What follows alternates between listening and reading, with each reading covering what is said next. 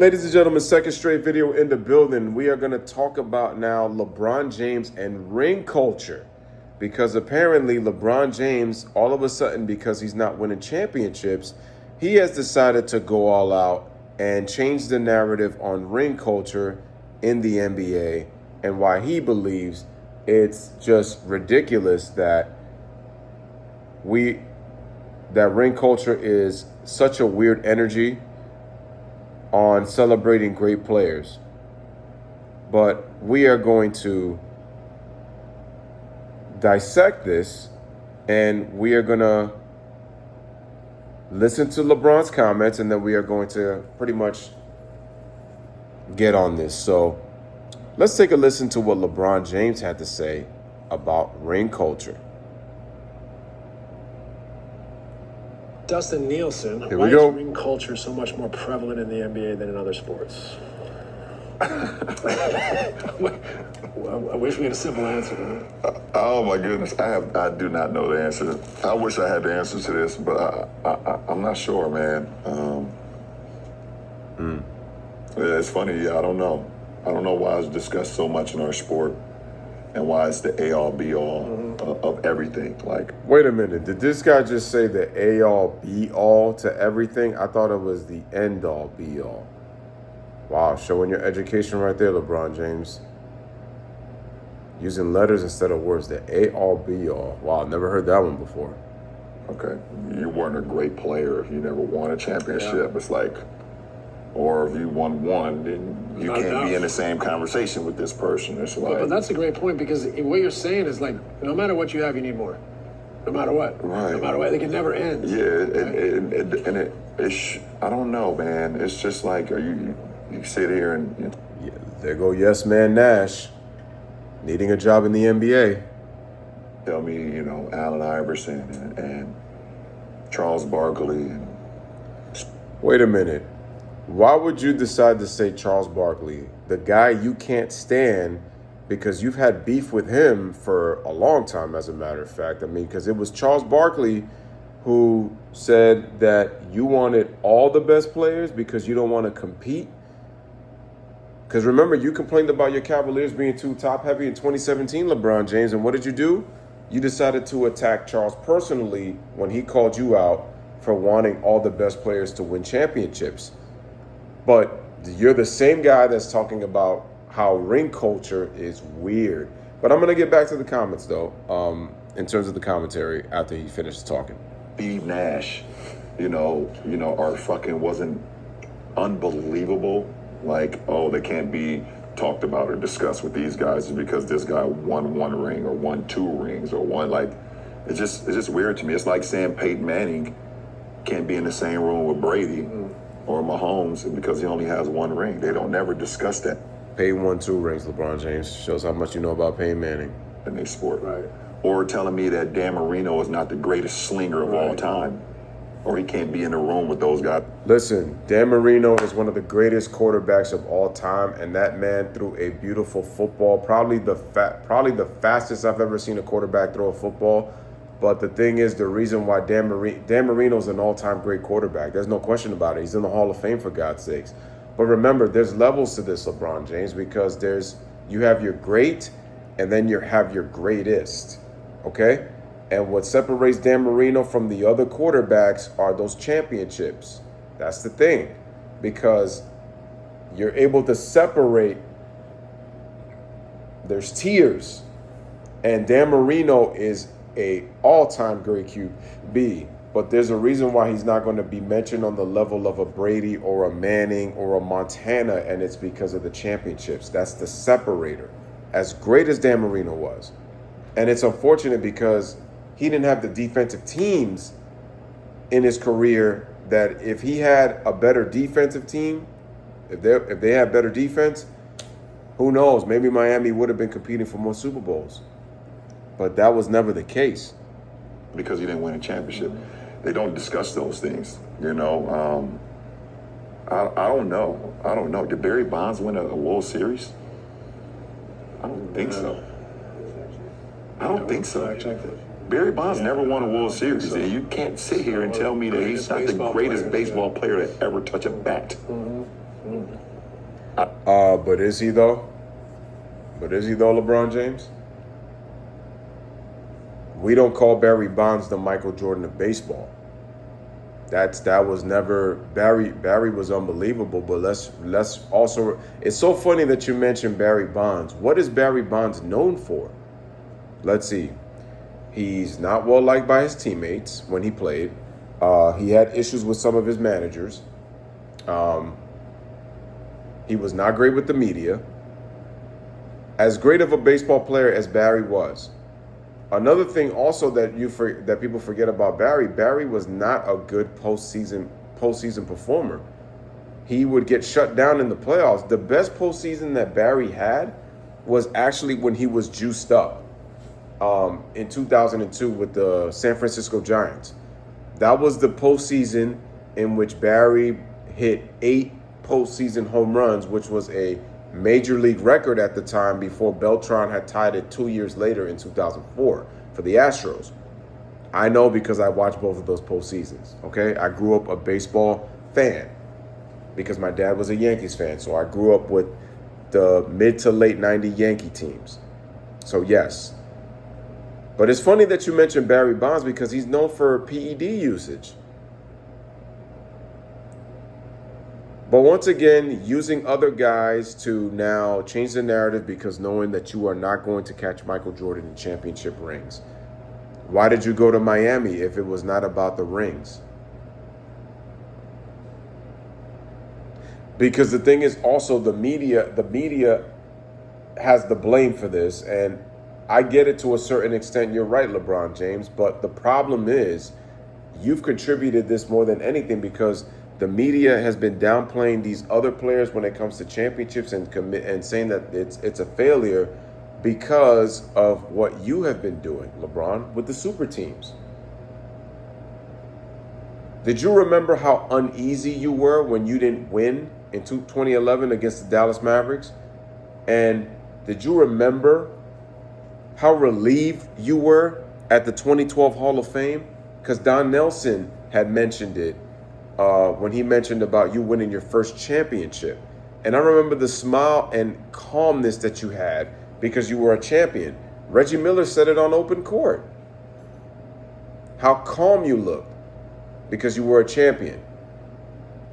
The conversation becomes different when you put in yourself comparing to other great players when it comes to championships because now you're talking about the greatest. We're not talking about individual players. Like individually, I might be better than somebody else. But in order for me to get into that conversation, I have to be able to win because now if I'm able to win, not only do my statistics show that I'm better, but I was able to win at the highest level. There's levels to this, LeBron James, and you know this. That's why you went to Miami to win. I don't understand where it came from. I don't know where it started. I agree with you. I hope that we have to appreciate more of what guys have been able to accomplish, what guys have been able to do. A ring is a team accomplishment, right? But the thing is, weren't you the guy on your show, The Shop, that said that the ring that you won in Cleveland, that right there made you the greatest player of all time, that one ring? Nick Wright, your fanboy from Clutch Sports, said that your championship should be worth 3 to 4 rings because you beat the greatest team of all time ever assembled. Now, I'm always going to say this. The Golden State Warriors didn't win the championship, and they blew a 3-1 lead. So, no, they're not the greatest team of all time because they didn't win. As a matter of fact, they're known for choking. And I'm going to keep saying this so many times no matter how you LeBron fanboys get mad. The Cleveland Cavaliers had no business being down 3-1 to Golden State. Why? Because Golden State was coming off a 7-game series in which they trailed 3-1 to the Thunder. It's the same Golden State team that was struggling to beat a Portland Trailblazer team in the second round when Curry missed most of that series and came back in Game 4. That's the part that people forget about too. That Golden State team was not the same dominant team we saw in the regular season. And you saw that when Curry got hurt in the first round against Houston, how different the Warriors were playing. Their offense at times was pretty stagnant, and they had to rely more on their defense. And their bench, played absolutely terrible from the second round all the way to the finals. But this is the stuff that people don't want to talk about. And yes, Livingston and Iguodala were okay. Where Livingston was good and Iguodala was okay, but the rest of that bench was absolutely god awful. And if you happen to have a moment where you're able to share that with your team, that should be discussed. This team was the greatest team, okay? Or that team, you can have those conversations. But like trying to nitpick an individual because he was not able to win a team game or a team match or whatever the case may be. I don't know where it started. It's just it's a long conversation, especially when it comes to me individually. It's just so weird. It's so weird. Coming from someone who's won a bunch. It's just so weird, isn't it? Nobody's saying players like John Stockton and Patrick Ewing and Karl Malone and Charles Barkley and Allen Iverson, Tracy McGrady, Vince Carter. Nobody's saying that those players aren't great. Nobody's ever said that. Those players are all-time great players. But like I said, that there's levels to this because Michael Jordan said, in order for me to get into that conversation of being the best of all time, because Michael wanted to prove that he belonged on that level, he needed to win championships. If I wanted to get where Larry Bird and Magic Johnson were at, I needed to win championships. Remember, Isaiah Thomas was trying to get there as well. And he won 2 championships in 89 and 90 at the expense of the Bulls. So in order for Michael to get into that conversation, Michael had to win championships. And what did Michael ultimately end up doing? He was part of 2 three-peats, and the Bulls had a dynasty from 91 to 98 in the 90s. They won 6 titles in an 8-year span. You want to talk about legacy. Like, that's incredible. To win 3 in a row, retire, come back, win 3 straight again? That's unbelievable. And mind you, the Bulls were the really first, they were the second dominant dynasty behind the Boston Celtics. The Lakers have won the second most championships, but when you're talking about the dominance of dynasties, it's the Celtics and the Chicago Bulls because of their run of dominance in a decade. It's never enough. I feel like it was in the 90s it started to shift, when I got in the league. Now, maybe I'm short-sighted. Our memories are fallible. I don't know, but I felt like it was starting to become that way. I don't know, I wonder if sometimes it's part of the way we cover sports nowadays.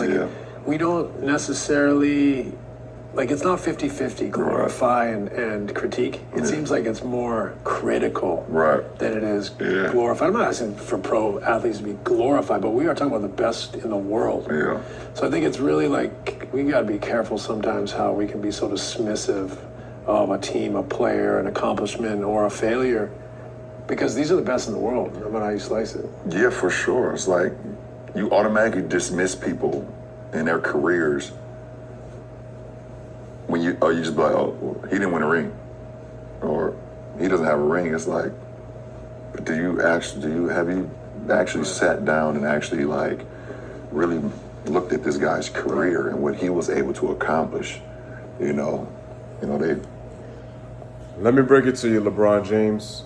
Your longevity outcry on your Mind the Game, or should I say Mind the Blame podcast with Steve Nash, you're basically using all of those great players who have not won a championship to talk about your comparison with Michael Jordan, knowing that you are not going to catch that ghost in Chicago.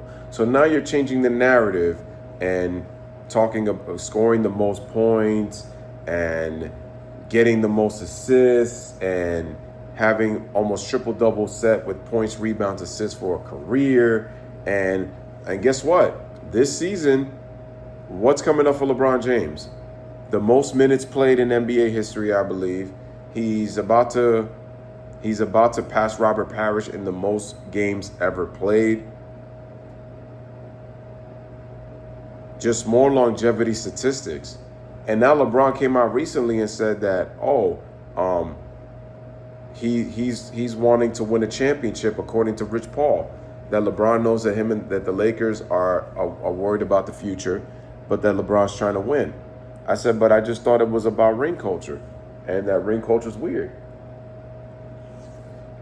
This is why I told you that LeBron is trying to hide his obsession with Michael Jordan, but it's still there. And it's like, if you can read between the lines and you're not blind, ladies and gentlemen, I hope you guys understand what I'm trying to basically say. And that's LeBron James is insecure about his career on the all-time rankings. And people are saying legacy, what is legacy?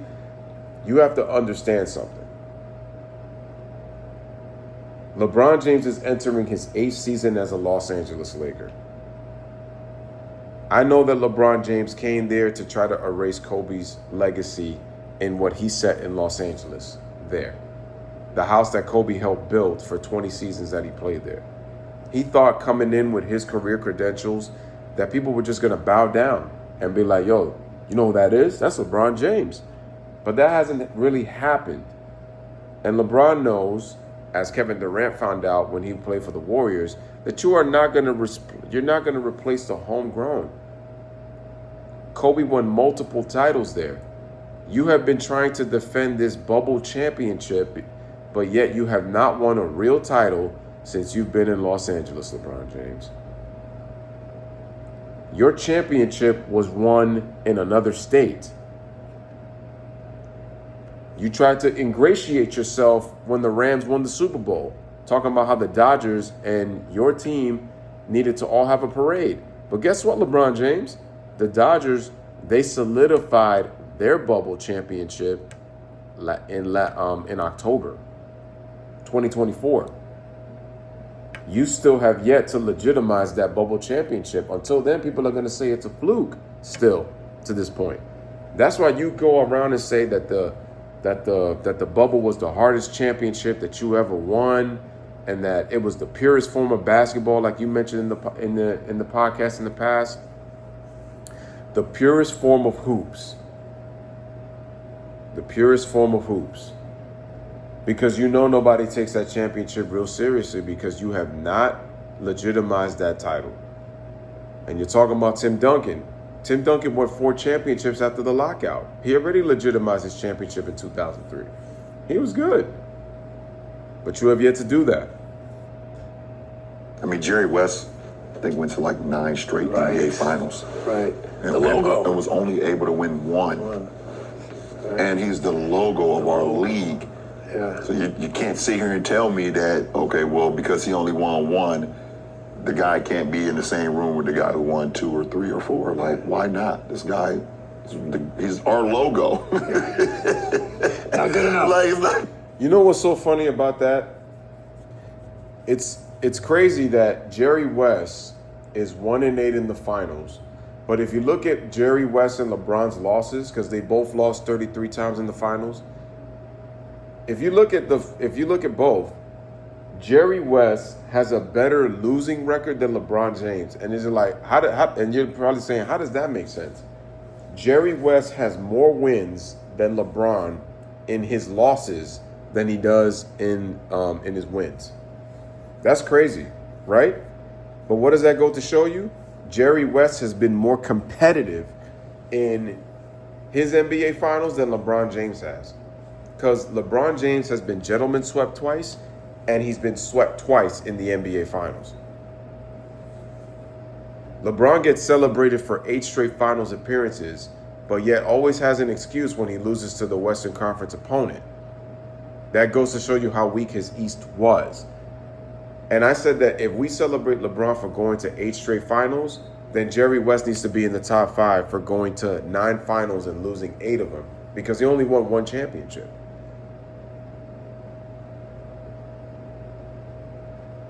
Oh, yeah, you know the logo? Yeah, the logo has 1 championship. And Jerry West is one of the greatest players of all time. But why isn't he celebrated? 1, he played in the 60s. Most of his career in the 60s. But like I said, Jerry West has 1 ring.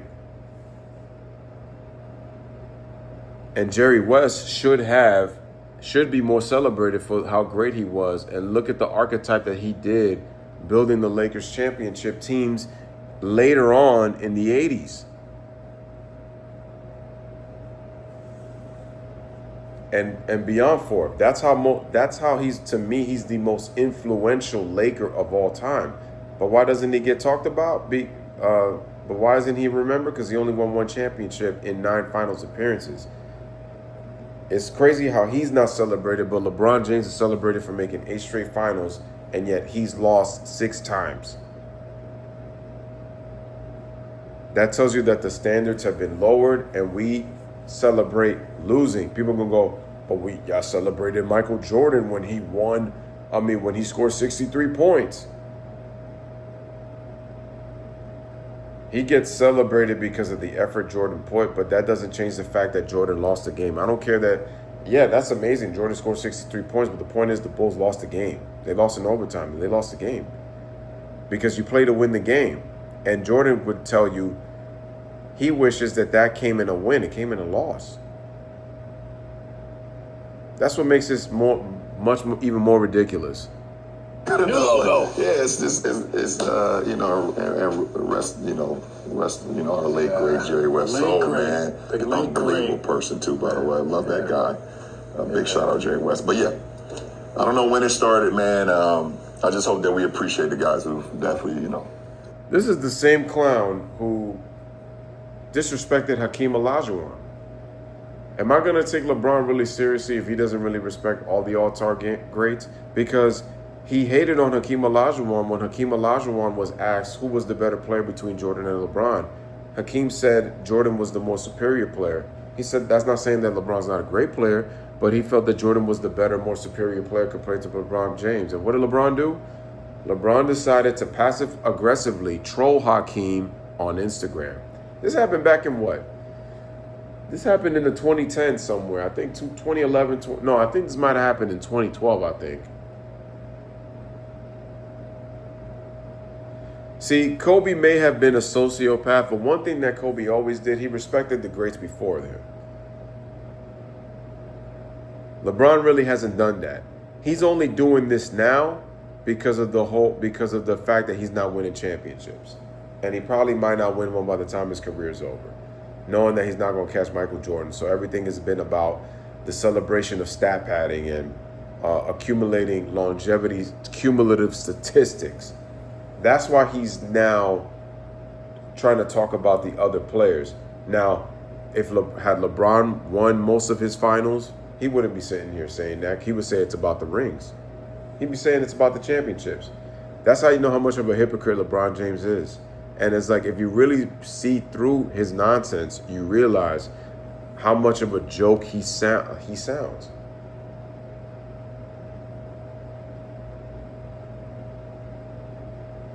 He's willing to embarrass himself like that, and LeBron doesn't care. This is the same guy who said, man, I'm always looking for LeBron haters. I'm always looking for LeBron haters. You care about what people think about you, man, and you're still doing it. Passively, aggressively throwing people under the bus. Never ceases to amaze me, LeBron James. Still doing it in which is about to be year 23.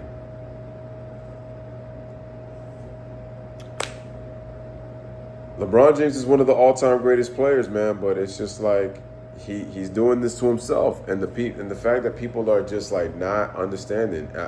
Again, LeBron has created this podcast to passively, aggressively blame former teammates, and so that he can self-grandize himself even more.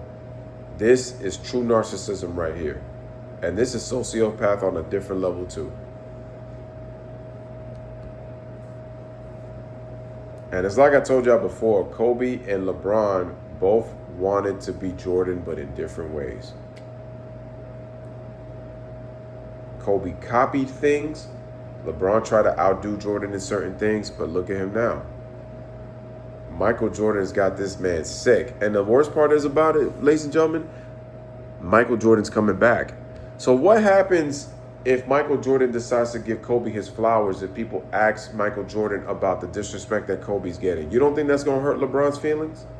Because I feel like a part of the reason that this podcast is on too is to disrespect Kobe Bryant. Because why are all these people coming out all of a sudden to just come out and just flat out disrespect Kobe like that? No matter what you feel where he is all-time ranking, it doesn't take away that Kobe was not a great player, because he was.